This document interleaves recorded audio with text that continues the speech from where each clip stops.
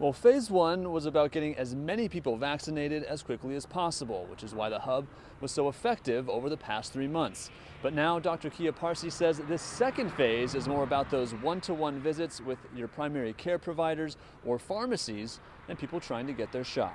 DPS has not released much because this is still very much an active scene, but the deputy who has been shot has been transported to Baylor Scott and White Hospital in College Station. The condition of that deputy is not known at this time. Now, Highway 60 behind me has been shut down for over 3 hours now, and the only cars to make it through have been law enforcement and first responders. Well, we learned just over an hour ago that both Bryan and College Station schools will be closed Thursday, citing the forecast for freezing rain and the potential for icy road conditions. Well, I am here with John Rainey, who won his party's nomination in tonight's primary election. He'll be seeking to begin his 7th term come January. John, how does it feel to win tonight?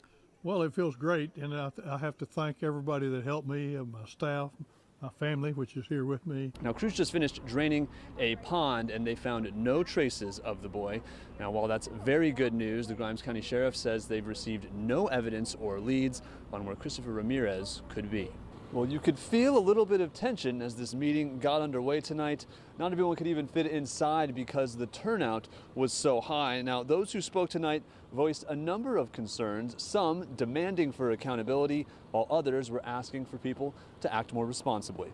Well, hospitals are starting to feel the pressure again, and Baylor Scott and White says we all need to do our part in protecting our families and neighbors. But not all the responses were overwhelmingly positive. About 44% of businesses say they considered the quality of new applicants for open positions either average or poor. We'll take a more in-depth look at how that's affecting local COVID recovery tonight at 10. It happened around 1:30 this afternoon. Police say one person was taken to a hospital with no life-threatening injuries. They said this shooting also did not appear to be random or connected to the shots fired call from last night. Now, after the tax hearing wraps up, we'll dive right into tonight's council meeting. They are expected to approve the budget for the upcoming fiscal year and renew the disaster declaration that's been in place to help the city secure federal dollars in response to the ongoing pandemic. Live in College Station, Andy Krauss, News 3. This is all that remains of Niles Loudenslager's home near Lake Bryan after a fire destroyed it around 2 a.m. Sunday morning. He says he was helping a neighbor with her pickup truck when it started, but thankfully a close friend, her daughter, and all his pets were able to make it out in time. 1 minute you're pretty much okay, the next minute you don't have a pair of socks to change into, or a shirt, or a vehicle. Your keys just burn up in the house. He's currently sleeping in a friend's truck, and the clothes on his back were donated to him by a neighbor. He lost virtually everything. You get so used to being your own person, it's hard to explain it. You get real used to being who you are and you can do what you want to. You run your own show. But when you're like this, you've got nothing. You have to pretty much ask for a place to go find a bathroom. Loudenslager also lost his shop next to his home in a fire about a year ago.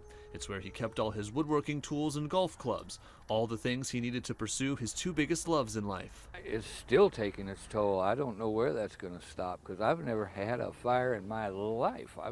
And now all of a sudden I've had 2 big ones. Your heart broke because there's 17 years of memories just gone. But not quite all of them. In what could be some sign of hope, Loudenslager found his wedding photos and part of the wreckage somehow untouched by the flames. If by some miracle I get all this put back together, then I guess life will continue. But I don't know. That's the kind of setback that can last the rest of your life. In Bryan, Andy Krauss, News 3. Kermit is so in love with baby. I'm so in love with baby. She's missing out on new teeth. She's starting to crawl. So I think that's the hardest part. A family now torn apart. Roberto Reyes and Kurumi Duran have lived in Bryan College Station for almost their entire lives. They got married in 2017 and now have a 7-month-old baby named Allison. But now they're trying to figure out how they can all be together after Kurumi's immigrant visa was denied at the Ciudad Juarez consulate at the end of March. We went to speak with our lawyer. We're like, hey, like they're telling us this. And he was like, you know what, your case, like I've told you guys, is super easy. You were a minor when you came. You have DACA. You got enrolled in DACA when you were a minor. So there's no problem for you. That was far from the case. Kurumi received a 10-year ban from returning to the United States because she left the country and re-entered illegally in 2004. Laura Leone is an immigration attorney in Bryan. She says Kurumi faces a real uphill battle. The reality is when someone has triggered the permanent bar, the name says it itself, it's permanent. I'm not trying to be pessimistic, but the reality is that likely chance she will not be able to come into the United States until she's reached that 10 years. Leone says Kurumi might be able to come in on what's called humanitarian parole because she has a daughter who needs the care of her mother. And it's being away from Allison is what she says hurts the most. I had her all day with me, and now I don't have her at all, and not having her it's been really hard, but just trying to stay strong. Andy Krauss, News 3. Andy Krauss is live for us at the Treehouse Apartments on Marion Pugh Drive, where this all happened. And Andy, have firefighters figured out what caused this fire? Well, firefighters tell me the cause of this fire is still under investigation, but they also say this wasn't an easy one to knock down. And they're just grateful that residents and firefighters were not injured as a result. This was the scene a little after 6 p.m. Tuesday at a College Station apartment complex. Bright orange flames eating through the second story of one of the buildings on the grounds. I really hope nobody's in those 4 apartments. Witnesses say it didn't take long to get out of hand. It was kind of a small fire right by the electrical boxes, and then like within 5 minutes it just engulfed like the whole thing. And you know, just a matter of minutes. It was pretty crazy. It kind of quickly went crazy and everyone started banging on the doors.